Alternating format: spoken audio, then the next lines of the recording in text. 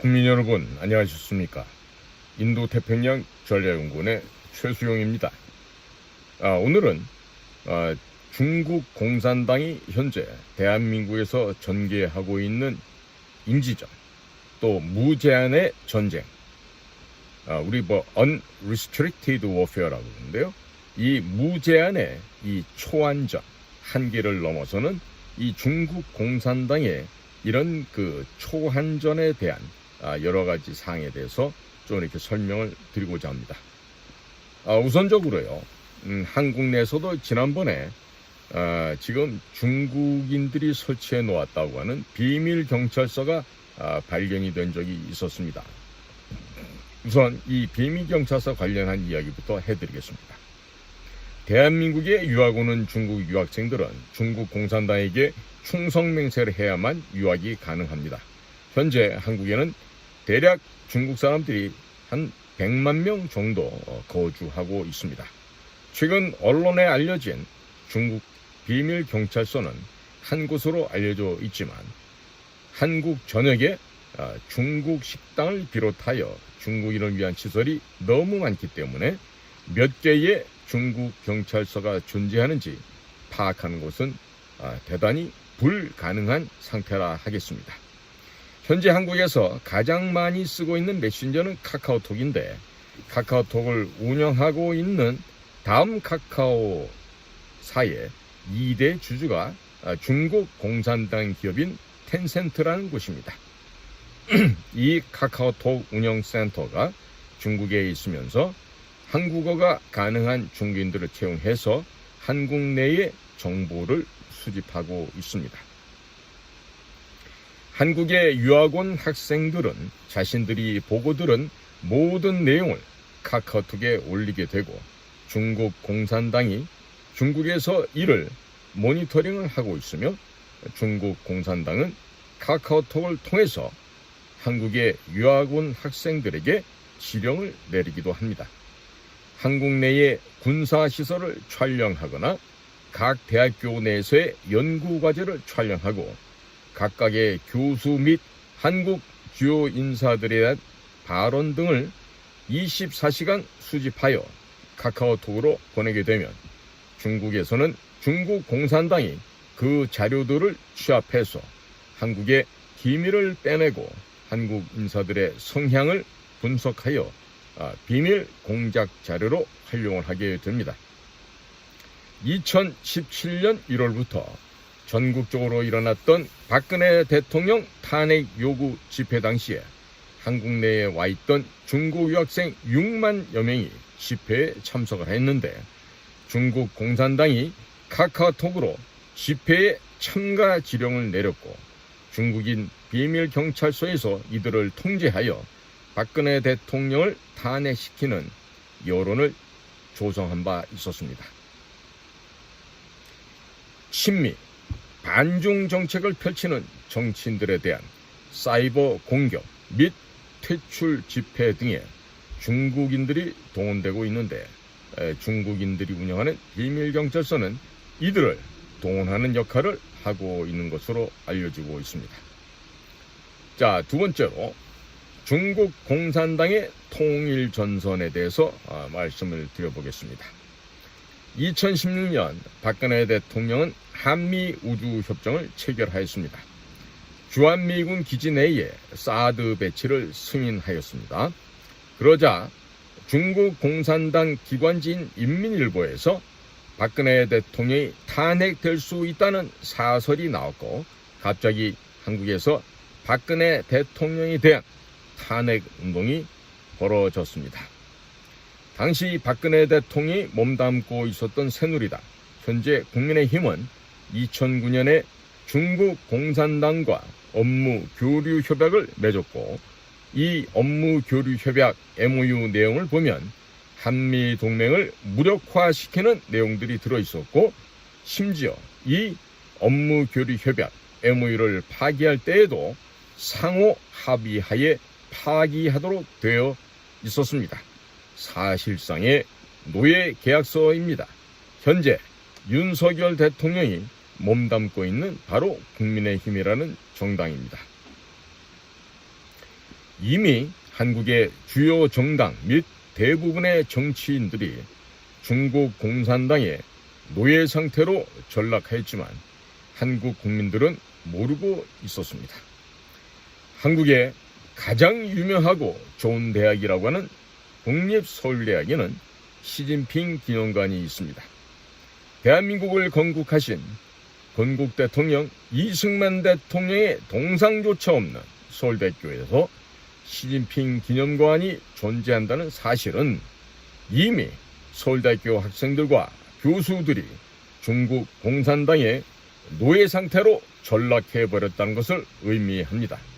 서울대 졸업생들이 한국 내의 정치인, 언론인, 법조인, 교수, 경찰, 공무원, 기업인 등 한국 사회에서 중요한 직책에 임명된다는 점을 감안해 본다면 한국 내 대부분의 엘리트들은 중국 공산당의 노예 상태로 전락했다고 보는 것이 맞을 것입니다. 따라서 대통령이 바뀌어도 친중 정책은 계속 나오고 있고 전국 대학의 30개가 넘는 공자학원에 대한 이 대한민국 국민들을 세뇌시키고 있습니다. 또 이들은 다양한 방법으로 한국 내 선거에 개입하고 있기 때문에 앞으로 10년 안에 한미 동맹이 파기될 수도 있습니다. 자, 그럼 세 번째로 중국 공산당 스파이가 정치인들에게는 과연 어떠한 영향력을 행사할 수 있을까요? 이미 한국의 주요 정당 및 정치인 그리고 정당과 연결된 시민 단체들은 대부분 중국 공산당의 자금을 받아서 그들에 의해서 장악이 되어버렸습니다. 누가 중국 스파이인지 누가 중국 공산당의 협조자인지 분간이 되지 않고 있습니다. 예를 들어 보겠습니다. 대한민국의 윤희근 경찰청장은 중국 공산당 스파이 양성기관인 중국사회과학원에서 법학 석사를 졸업한 인물입니다. 7개월 만에 3계급이라고 하는 엄청난 승진을 했는데 이런 경우는 민간 기업에서 당사자 아버지가 그 기업의 회장 사장이라 하더라도 있을 수 없는 일이겠습니다. 중국 공산당 스파이 양성 학교를 졸업한 사람이 어떻게 경찰청장에 임명될 수 있었는지 아무도 모릅니다. 특정 정치 세력이 공작을 한 것이었단 이런 추측을 할 뿐에 지나지 않습니다. 이미 한국 내에 있는 정당, 경찰, 검찰, 법원, 언론, 시민단체 등 거의 대부분의 기관들이 중국 공산당의 자금에 물들어 있기 때문에 중국 공산당의 한국 내 침투 현황을 취재해서 보도하던 기자들이 한국 경찰에 의해서 체포되거나 구금되는 일들이 벌어져 왔습니다. 한국 검찰 및 법원에 의해서 벌금을 부과받는 등 말도 안 되는 일들이 과거 문재인 정권에서 빈번하게 벌어져 왔었습니다. 현재는 정치 권력이 변화가 되었습니다. 정권이 바뀌었습니다마는 아직도 아무런 조치가 개선되지 않고 있는 상태입니다. 자, 그렇단 네 번째로 중국 공산당 스파이들은 돈과 협박을 어떻게 활용하고 있는지 살펴보도록 하겠습니다. 한국에서 정치를 하는 사람들의 대부분은 자기 가족 혹은 친척이 중국에서 크고 작은 사업체를 운영하고 있습니다. 중국에서 벌어들인 돈이 여러 과정을 거쳐서 한국 내 정치 자금으로 흘러들어오는 구조라고 하겠습니다. 혹은 한국 내에 있는 친중 인사나 친중 기업들이 다양한 방법을 통해서 친중 정치인들에게 정치 자금을 후원하고 있습니다. 하지만 법적으로는 그다지 문제가 되지 않고 있습니다. 중국 공산당이 그와 같은 방식을 통해서 뇌물을 주는 것인데 한국 내의 300명의 정치인들 가운데 중국 공산당에게 포섭이 안 된 사람을 찾을 수 있을까요? 대단히 포섭이 안 된 사람 찾기가 어렵습니다. 자, 그러면 다섯 번째로 이와 같은 작전에서 북조선은 얼마나 많은 역할을 하고 있을 것 같습니까? 과거에는 북조선에서 공작 자금이 내려왔었습니다. 그러나 북조선의 경제가 무너지면서 북조선의 자금을 받아 쓰던 사람들도 이제는 중국 공산당의 자금을 받아 쓰기 시작을 했습니다. 자, 이렇게 중국 공산당의 자금을 받아 쓰면서 북조선을 비판하기 시작하죠. 과거 친북한 활동을 했던 사람들이 어느 날 갑자기 북한 체제를 비판을 하니까 많은 국민들께서 그 사람이 이제 전향을 했구나 라고 생각하고 계십니다마는 사실은 북조선이 아닌 중국 공산당으로부터 공작 자금을 받고 있는 것이라 하겠습니다. 북조선은 김대중, 노무현, 문재인 정권 시절 한국 내의 많은 정치인, 목사, 언론인, 시민단체 인사들을 북조선으로 데리고 가서 강제로 북조선 여성들과 섹스를 하도록끔 만들었습니다. 그리고 이들에게 섹스하고 있는 사진과 이 섹스 동영상을 보여주면서 협박을 합니다. 대한민국의 남성들과 잠을 잤던 북조선의 여성들은 아이를 낳게 되는데 이 아이들의 사진을 주기적으로 대한민국 내 인사들에게 보내면서 북조선의 대남 공작기관의 말을 듣도록끔 협박을 합니다. 대한민국 국회의원 300명 중 중국의 또 북조선에 포섭 안 된 사람을 발견한다는 것은 백사장에서 바늘을 찾는 것만큼 어려운 일이 될 것입니다. 지방자치단체 정치인들까지 내려간다면 더욱 참담한 상황이 되고 말 것입니다. 문재인 정권 당시 MBC, KBS 등등의 방송국의 방송 차량 및 방송 장비들이 북한의 공연 촬영차 넘어갔다가 모두 두고 왔다. 빼앗긴 것이 아닙니다. 자발적으로 그 평양에다가 두고 온 사건이 있었습니다. 방송국 차량은 이동식 미사일 컨트롤 타워가 되고 또 방송 장비에 들어가는 첨단 렌즈 및 산업용 반도체들은 미사일 부품으로 전용이 되고 말았습니다. 이로 인해서 지금 북조선 애들이 지금 군사 정찰 위상이다 뭐다 해서 지금 발사를 하고 있습니다. 또 문재인은 김정은에게 한국의 원자력 발전 기술, 특히나 중수로 발전 기술과 그리고 무기 방위 산업체의 해커들이 침투해 들어갈 수 있는 소스 코드나 패스워드 등등의 이런 귀중한 자산들이 들어가 있는, 그리고 대한민국을 주둔하고 있는 미군에 관련된 이러한 비밀 정보 내용들까지 USB에 담아 넘겼다고 합니다. 자, 그런데 윤석열 정권의 국가정보원에서는 전혀 수사를 하지 않고 있습니다. 수사에 대한 착수조차 하지 않고 있습니다. 이와 같은 중요한 정보들은 모두 중국, 이란, 헤즈볼라, 하마스 등으로 넘어갔을 것으로 추정이 되고 있습니다. 앞으로 이스라엘과 미국을 공격하는데 아주 혁혁하게 사용될 것으로 전망을 하고 있습니다. 미국의 정보 당국에서는 이러한 장비들의 행방에 대해서 한국 정부에 대해 수사를 촉구하는 것이 마땅하다고 하겠습니다. 자, 여섯 번째로 최근 한국의 13개 극장이 동시에 미국 공연예술단인 션윈의 대관을 거부했습니다.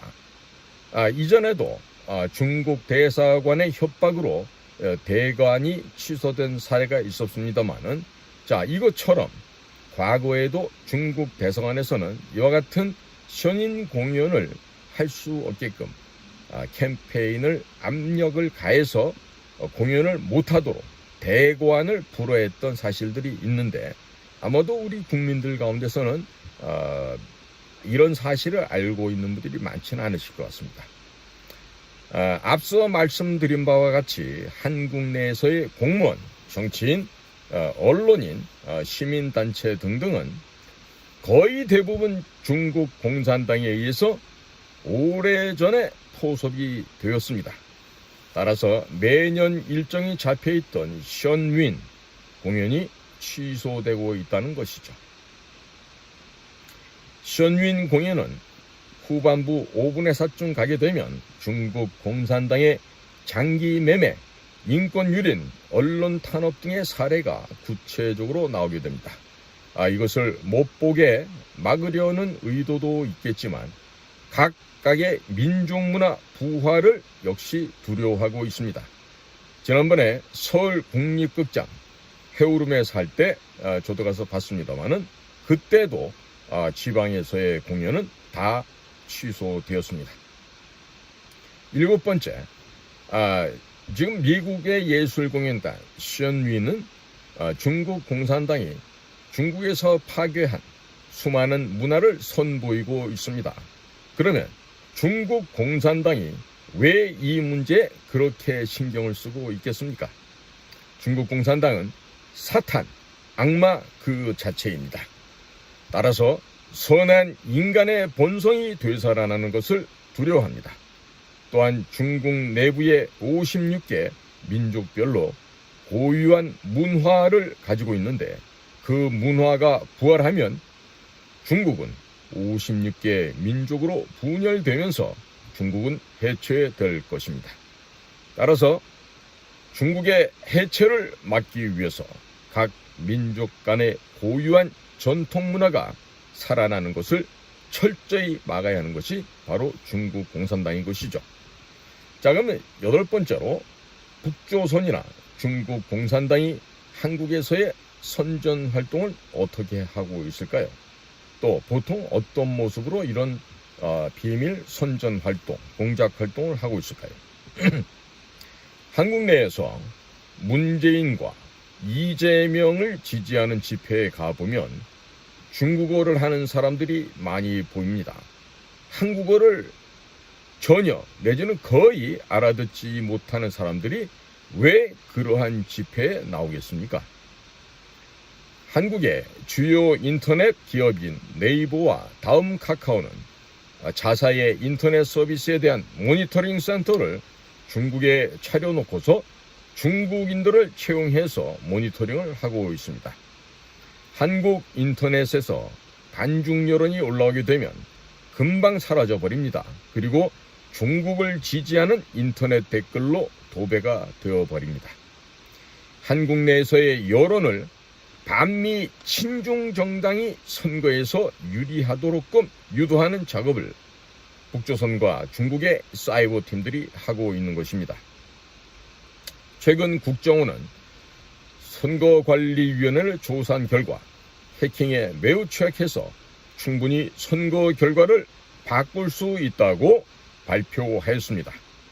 또 각 정당의 후보를 선출하는 온라인 투표 과정도 보안이 허술하여 누구나 들어가서 투표를 할 수 있다라고 밝혔습니다.